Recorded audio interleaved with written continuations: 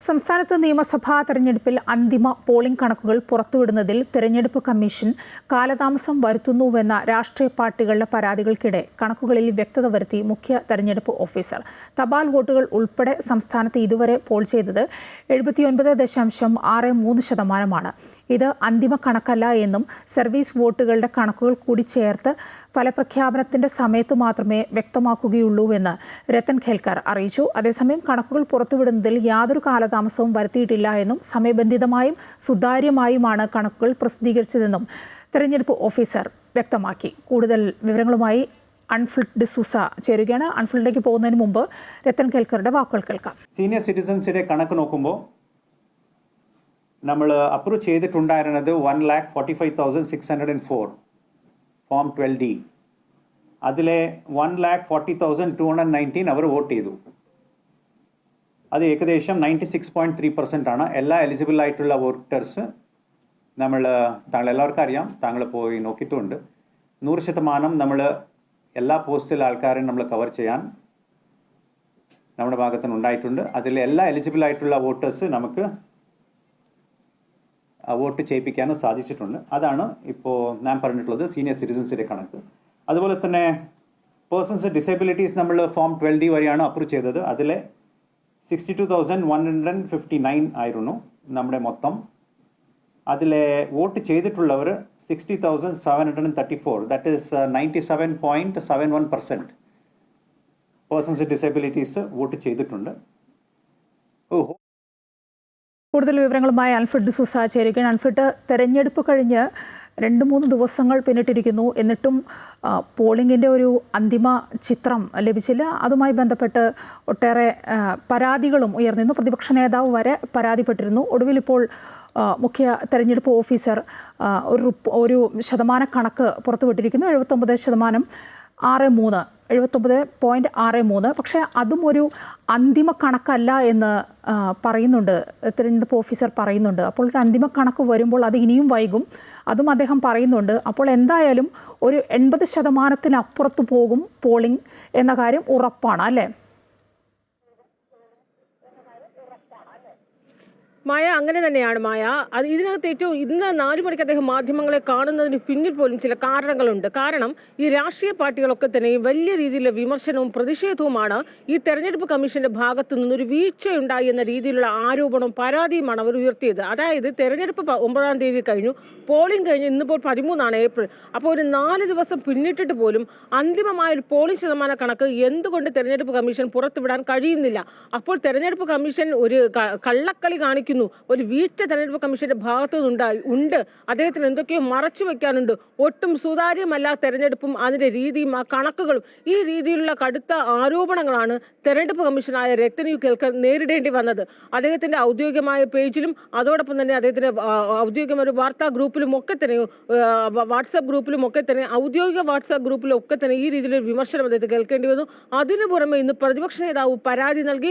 പ്രതിപക്ഷ നേതാവ് പരാതി നൽകി, അത് കോൺഗ്രസിന്റെ ഭാഗത്തായിരുന്നാലും ഒപ്പം തന്നെ CPM നേതാക്കൾ വരെ എന്തുകൊണ്ട് ഈ പോളിംഗ് ശതമാന കണക്ക് നൽകാൻ വൈകുന്നു എന്ന രീതിയിലുള്ള ആരോപണവും ആക്ഷേപവുമായി രംഗത്ത് വന്നു. ഇന്നിപ്പോൾ MV ജയരാജൻ കണ്ണൂരിൽ അദ്ദേഹം പോലും ഈ രത്തൻ യു ഖേൽക്കറിനെതിരെ കടുത്ത ആക്ഷേപമാണ് ഉയർത്തിയത്. ഈ രീതിയിൽ വലിയ രീതിയിൽ വിമർശനം വന്നപ്പോഴാണ് ഒരു വ്യക്തത വരുത്താനായി അദ്ദേഹം മാധ്യമങ്ങളെ കാണുന്നത്. ആ മാധ്യമങ്ങളെ കാണുമ്പോൾ അദ്ദേഹം പറയുന്നത് ഒരു വിധത്തിൽ പോലും കാലതാമസം ഉണ്ടായിട്ടില്ല. കാരണം ഈ തപാൽ വോട്ടുകൾ ഏറെക്കുറെ 3.5 ലക്ഷത്തിലേറെ തപാൽ വോട്ടുകൾ ഉണ്ടായിരുന്നു. ഇത് സുതാര്യമായും സമയബന്ധിതമായും ഇതിൻ്റെ ഒരു കൃത്യമായ കണക്കെടുക്കുന്നതിന് വേണ്ടിയുള്ള ഒരു 4 ദിവസത്തിൻ്റെ അത് സ്വാഭാവികമായൊരു സമയം മാത്രമാണ്, അല്ലാതെ ഒരു നിമിഷം പോലും വൈകിട്ടില്ല എന്നാണ് അദ്ദേഹം ആദ്യമേ തന്നെ അതിനകത്ത് ക്ലാരിറ്റി വരുത്തുന്നത്. ഒപ്പം മാത്രമല്ല അദ്ദേഹം പറയുന്നത്, നിലവിൽ നേരത്തെ അത് ആ പോളിംഗ് ശതമാനം കഴിഞ്ഞപ്പോൾ, അത് വോട്ടിംഗ് കഴിഞ്ഞപ്പോൾ 9-ാം തീയതി വോട്ടിംഗ് കഴിഞ്ഞു, അതിനുശേഷം 10-ാം തീയതി രാവിലെയോടുകൂടിയും ഒക്കെ തന്നെ അതിൻ്റെ കണക്കെന്ന രീതിയിൽ 78.27% സംസ്ഥാനത്തെ പോളിംഗ് എന്നത്, അതായത് അത് ബൂത്തുകളുടെ അടിസ്ഥാനത്തിലുള്ളതാണ്. അതിനുശേഷമാണ് ഈ തപാൽ വോട്ടുകൾ വന്നപ്പോൾ ഏറെക്കുറെ 2% തപാൽ വോട്ടുകൾ കൂടി ക്രോഡീകരിച്ചു. അങ്ങനെയാണ് ഇപ്പോൾ 79.63%.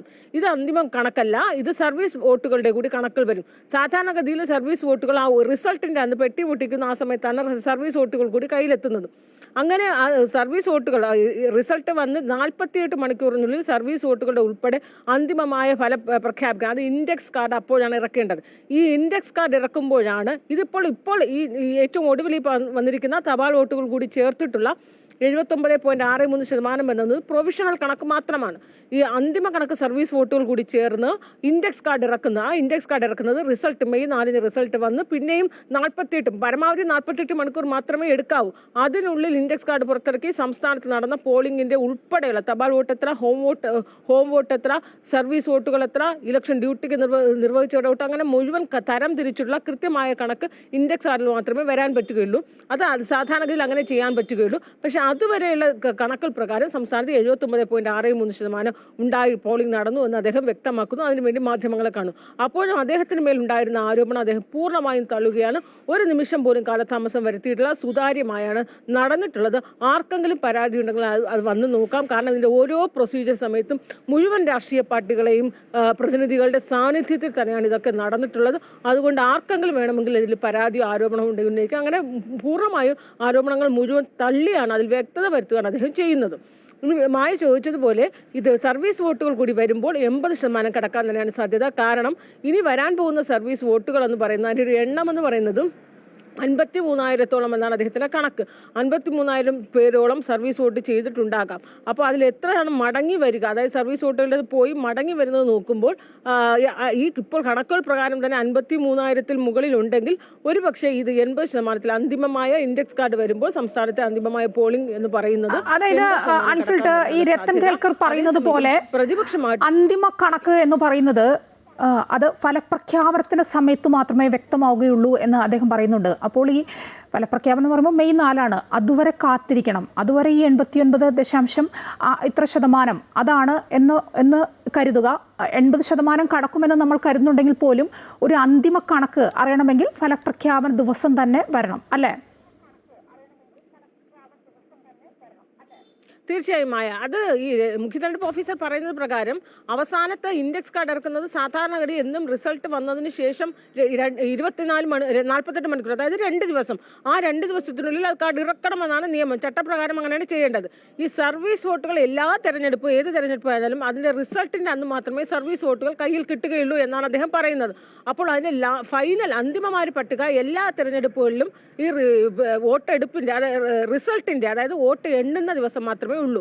പക്ഷെ അപ്പോഴും അറിയേണ്ടത് ഇദ്ദേഹത്തിന് മേലുണ്ടായിരുന്ന ഒരു ആരോപണം എന്ന് പറയുന്നത് ഇപ്പോൾ ഈ പുറത്തുവിട്ട ഈ പ്രൊവിഷണൽ കണക്കെന്ന് പറയുന്ന, അല്ലെങ്കിൽ 79 ഇപ്പോൾ ഈ പുറത്തുവിട്ട കണക്ക് 79.63 ഈ തപാൽ വോട്ടുകൾ ഉൾപ്പെടെ കണക്ക് കൂട്ടി അതിൽ വന്ന ഒരു 4 ദിവസത്തെ കാലതാമസമാണ്.